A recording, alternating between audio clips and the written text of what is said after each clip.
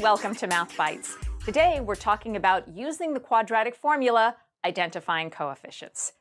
The quadratic formula is fantastic for finding the zeros of a quadratic equation. Sometimes it's the easiest way, sometimes it's not, but it does always work. Now, the quadratic formula relies solely on the value of the coefficients of your quadratic equation, so it's very important that you identify those coefficients correctly or you won't get the right answers. So, just as a little reminder, let's take a look.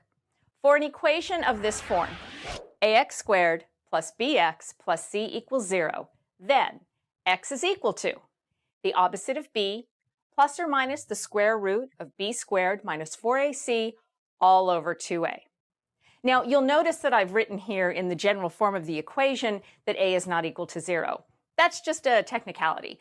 If a were equal to 0, then the x squared term wouldn't be there, and this wouldn't even be a quadratic equation. So that's all that is. Okay, now it's very important to notice that the general form of the equation, that's that ax squared plus bx plus c equals 0, uses addition. That matters because if your quadratic equation has subtraction, it's easy to get the signs of the coefficients wrong. And it's very important that you get them right before you plug them into the quadratic formula. So let's take a look at some examples and make sure that this all makes sense. Let's take a look at our first example. It is 3x squared plus 2x plus 1 equals 0. Now, I've left the general form of the equation up there so we can compare. And if you compare the general form of the equation to this particular quadratic equation, they line up very nicely. I have addition, everything looks very similar, so identifying the coefficients is very straightforward. In this case, the coefficients a, b, and c are a is equal to 3. That's in front of the x squared term. B is equal to 2. That's the one in front of the x term. And c is equal to 1. That's the constant term. Okay, let's take a look at example 2. We have 2x squared minus 5x minus 7 equals 0.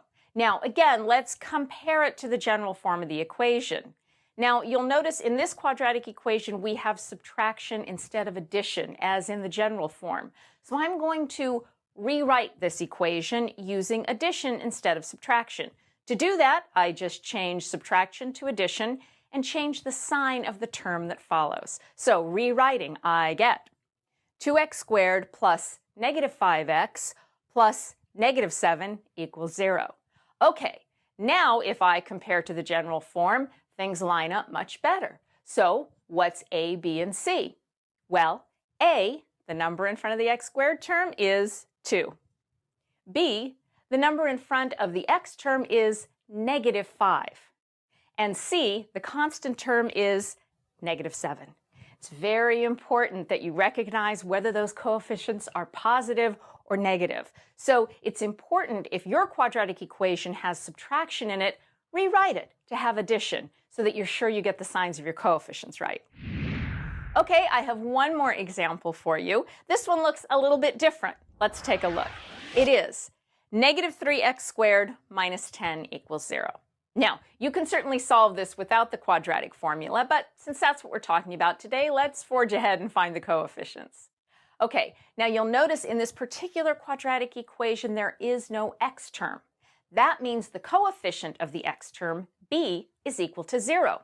So I'm going to rewrite this but include that x term. So I get negative 3x squared plus 0 times x minus 10 equals 0. Okay, I want to rewrite this one more time, and that's to change that minus 10 at the end so that I have addition. So I get negative 3x squared plus 0x plus negative 10 equals 0. Okay, now let's just compare it to the general form and find the coefficients. The coefficient of the x squared term a is negative 3. It's very important that you include the negative.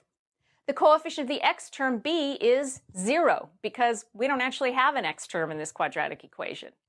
And the constant term c is negative 10. And that's all there is to it. When identifying the coefficients of a quadratic equation to use in the quadratic formula, it's very important that you get the signs right. And it's also important that if there's a term missing, like the x term, that you include that coefficient of 0. You've got to get the coefficients right so that you're plugging the right numbers into the quadratic formula.